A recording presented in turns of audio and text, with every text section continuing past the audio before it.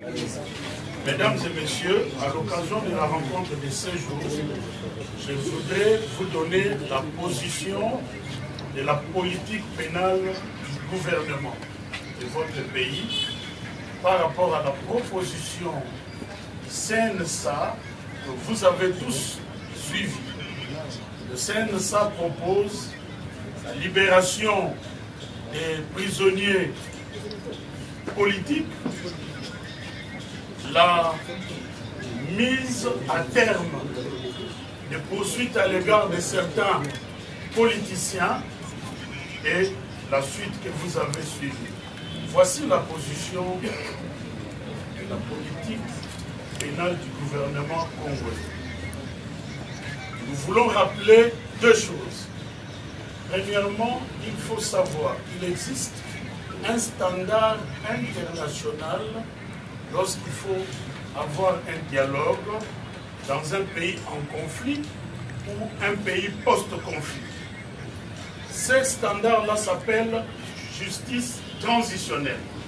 Or, la justice transitionnelle se repose sur 4 piliers. Le premier pilier, c'est la recherche de la vérité. Le deuxième pilier, c'est la justice, entendue ici dans le sens de poursuite judiciaire. Et le troisième pilier, c'est l'indemnisation ou la réparation. Et le quatrième pilier, c'est la réforme. Vous comprenez que même dans le standard international, il n'est pas recommandé d'arrêter les poursuites lorsqu'il y a eu des violations massives des droits des populations civiles.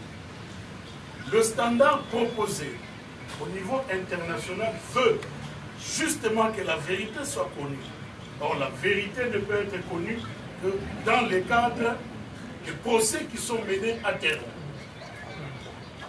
L'indemnisation ne peut venir que lorsqu'on a déterminé ou identifié les victimes. Et la justice, dans le sens de la poursuite, mais justement, même ces standards-là recommandent que les poursuites soient menées à terme. Alors, deuxième chose, nous voulons rappeler que quand il y a des victimes, comme c'est le cas pour la République démocratique du Congo, on ne peut pas sacrifier le droit des victimes à l'autel des intérêts politiques. Ce qui veut dire que ce soit pour le CNSA ou les autres propositions qui viennent sur la table, il faut que soit prise en compte la situation des victimes et ce